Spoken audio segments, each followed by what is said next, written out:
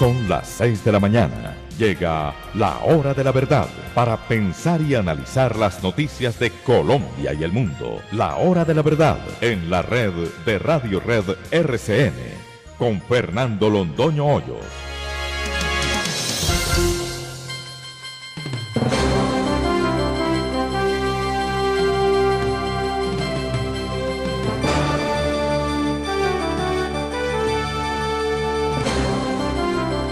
Muy buenos días, son las 6 de la mañana de este jueves 7 de octubre del 2021. Sean todos ustedes bienvenidos a la hora de la verdad.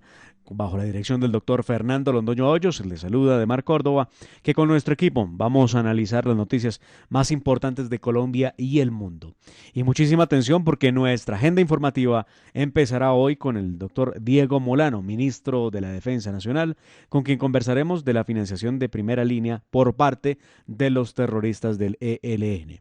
De acuerdo con el gobierno nacional, las evidencias digitales que se han encontrado en operaciones realizadas en contra del terrorista alias Fabián confirman que ese cabecilla venía financiando los denominados puntos de resistencia barriales y la primera línea, con el fin de promover obviamente el terrorismo de baja intensidad en contra de las autoridades, entes gubernamentales y establecimientos comerciales.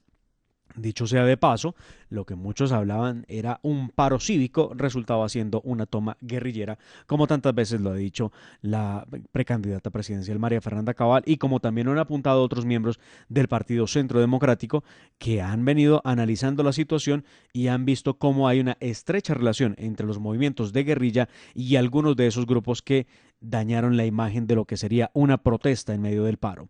De acuerdo con esos informes de inteligencia, el cabecilla alias Fabián durante las jornadas de paro nacional venía generando constreñimiento a las comunidades indígenas y campesinas de los municipios de Itzmina, de Medio San Juan y Litoral de San Juan en el departamento del Chocó, con el fin de recoger alimentos para ser enviados a integrantes de las células urbanas en Cali y los municipios del Valle.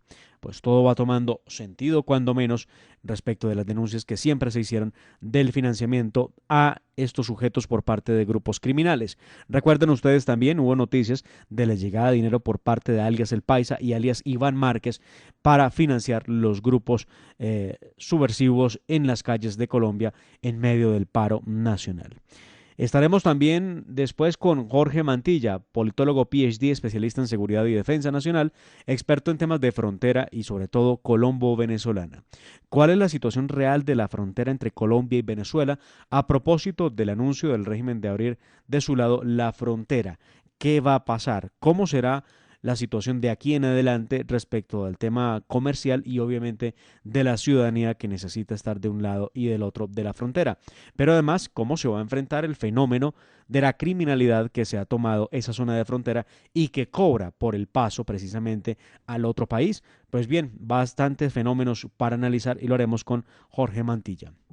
Más adelante hablaremos con Alejandro Corrales, senador del Partido Centro Democrático, para conversar sobre el proyecto de ley que buscaba prohibir el uso del glifosato, pues hundió en la iniciativa. ¿Qué era lo que pretendían con esa iniciativa? ¿Qué tanto iba a afectar eso al desarrollo agroindustrial en Colombia? Pues lo conversaremos con el senador Alejandro Corrales. Tendremos más adelante contacto con Luis Jorge Hernández, médico epidemiólogo experto en salud pública, con quien vamos a hablar de la segunda dosis o la dosis de refuerzo contra COVID-19. La pregunta que muchos se hacen es: ¿realmente necesario que nos vacunemos de manera constante en contra de COVID-19? ¿Será esto una nueva modalidad de vida que llevaremos? Pues ya nos hemos vacunado 1 y 2 veces. Ahora estamos pensando en si tendremos necesidad de la tercera o la cuarta vez, obviamente, en la medida en que no sabemos cuánto dure la inmunidad en nuestros cuerpos. Pasadas las 7:40 de la mañana buscaremos un contacto con el presidente del Congreso de la República, con el senador Juan Diego Gómez del Partido Conservador y presidente, pues hombre, de la más alta célula del Legislativo, quien está en la Comisión Segunda y nos va a hablar sobre el proyecto de ley que busca modernizar la Policía Nacional de Colombia. Pues bien interesante será esa entrevista, luego vendrán los indicadores económicos, tendremos jueves de gastronomía para que ustedes no se lo pierdan. Estaremos con Hoy en la Historia en la voz del doctor Fernando Londoño Hoyos, vendrán los deportes con la Tata Castro y la música con el maestro Jenner Bedoya. Por ahora los dejamos con los titulares de las noticias más importantes de Colombia y el mundo en la voz de Cindy Larrota.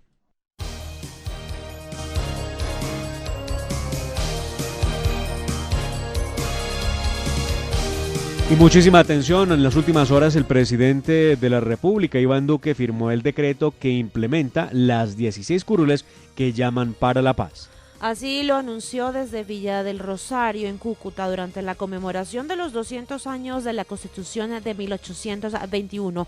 Se trata del decreto 1207 del 5 de octubre de 2021, que reglamenta la elección de los representantes a la Cámara para las 16 circunscripciones transitorias especiales de paz para los periodos 2022-2026 y 2026-2030. Entre los puntos más importantes dentro de la reglamentación está que las elecciones de los representantes que ocuparán estas 16 nuevas curules se realizarán el 13 de marzo de 2022 y la curul será asignada al candidato de la lista con mayor cantidad de votos.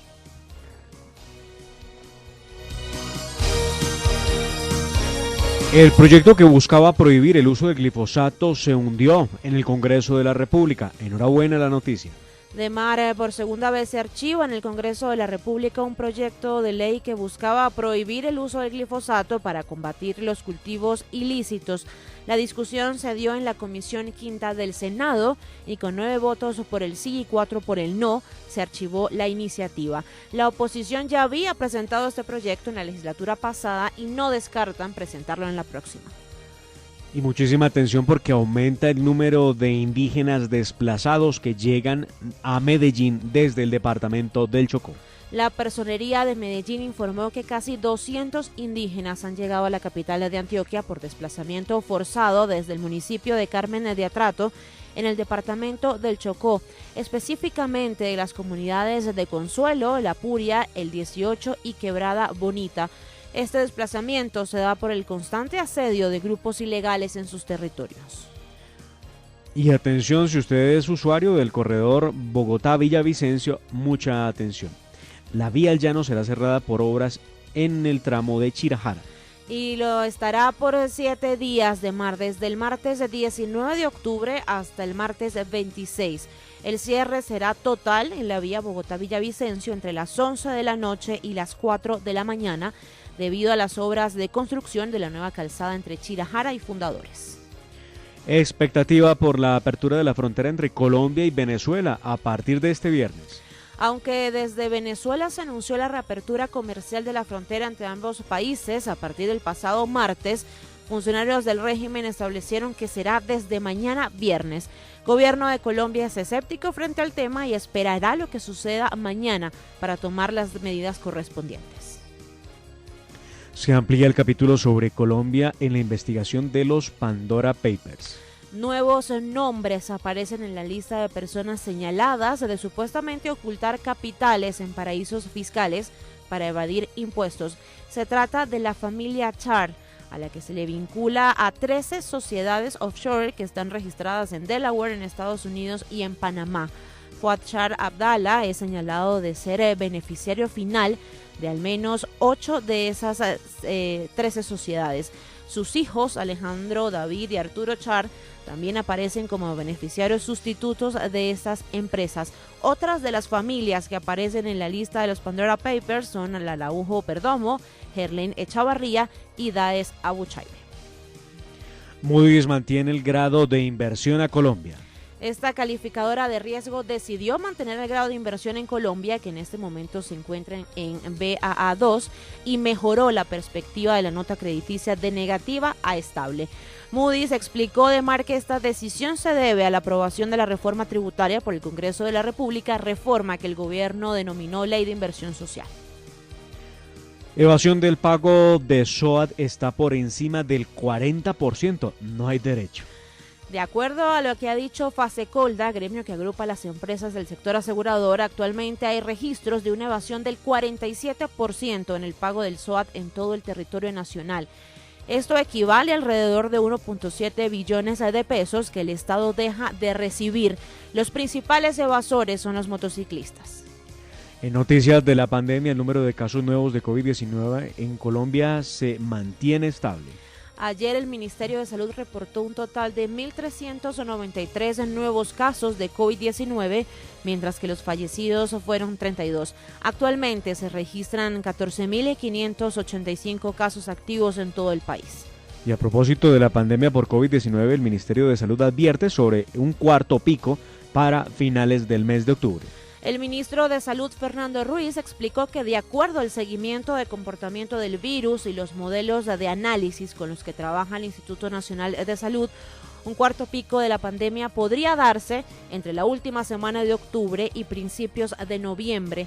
Este pico podría tener una duración menor que el tercer pico que ya tuvimos, pero que todavía no se sabe la mortalidad cómo podría registrarse. Mientras tanto, bajan los casos de COVID-19 en el mundo, ya por cuarta semana consecutiva. En la semana del 27 de septiembre al 3 de octubre, los casos globales de COVID-19 bajaron en 9% con respecto a la semana anterior, registrada en el informe epidemiológico de la Organización Mundial de la Salud. Europa es la única región en la que aumentaron los contagios durante esta semana. En noticias internacionales, ya fue entregado el Premio Nobel de Química. Fue otorgado al alemán Benjamin List y al inglés David Macmillan por crear un kit de herramientas químicas que ha sido utilizada para descubrir nuevos medicamentos y también para crear moléculas que pueden capturar luz en células solares. El presidente del Perú recompone todo su gabinete luego de que le renunciaran. Pedro Castillo ha decidido poner distancia de Omar con su mismo partido, Perú Libre, y reorganizar su gabinete ministerial, dejando de lado a los ministros que eran más cercanos al líder de ese partido, Vladimir Cerrón.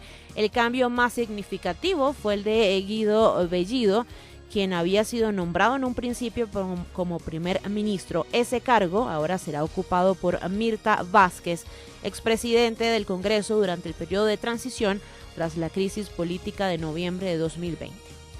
Y habrá reunión entre los presidentes de los Estados Unidos y China. El presidente de Estados Unidos, Joe Biden, y su homólogo chino, Xi Jinping, tendrán una reunión virtual antes de que se acabe este año. Este encuentro fue gestionado por el asesor de seguridad nacional de Biden, Jake Sullivan, y el máximo responsable de la diplomacia china, Yang Jiechi. Este es el primer encuentro entre ambos mandatarios desde que el líder estadounidense llegó al poder en enero. Rusia supera las 900 muertes por COVID-19 en 24 horas. Es la primera vez durante la pandemia que ese país registra esta cifra diaria de fallecidos. Adicionalmente, el número de contagios nuevos por COVID-19 en las últimas 24 horas llegó a más de 25.000 nuevos casos. Esto por quinto día consecutivo.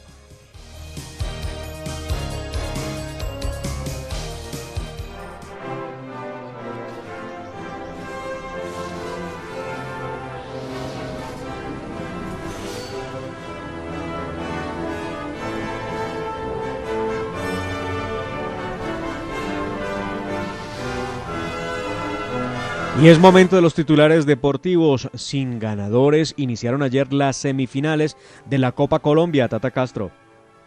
Sí, Demar, el partido entre Deportivo Cali y Atlético Nacional terminó empatado 2 goles en territorio vallecaucano, y en Ibagué, Deportes Tolima y Deportivo Pereira terminaron 0-0.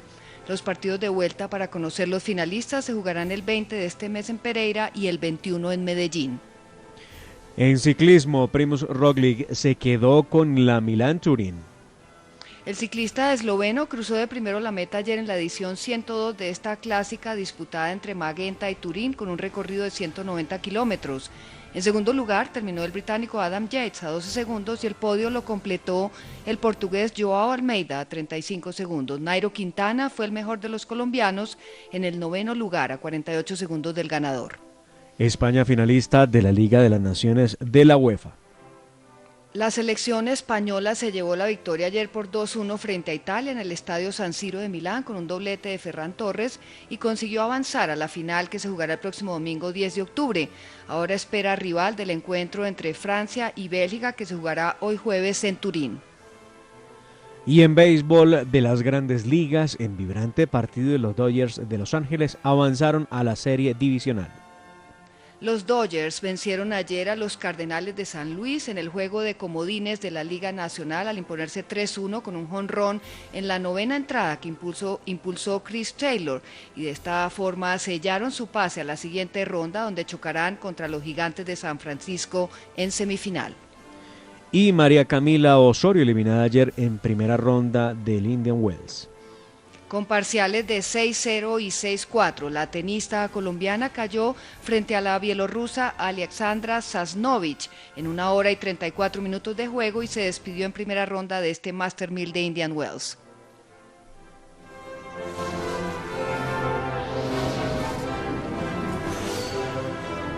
Y como siempre, recuerden ustedes sintonizarnos a través de los distintos dispositivos móviles en su tablet, en su smartphone. Nos pueden buscar a través de la aplicación TuneIn. Ahí escriben ustedes La Hora de la Verdad y tienen nuestro audio en vivo.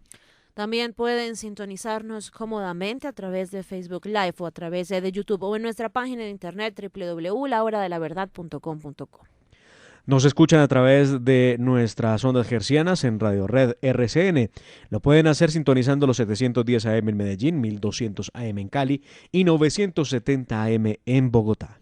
Y también se enlaza con nosotros desde Sincelejo, Radio Sabana de Sincelejo, a través de los 1370 AM. Nos puede escuchar también a través de Apple Podcast y a través de Spotify. Ahí ustedes tienen nuestro contenido de cada una de las emisiones y de las entrevistas y tramos del programa. Y recordarles que los oyentes son lo más importante de La Hora de la Verdad, y con todos nos encanta estar en contacto y hay muchas maneras de hacerlo.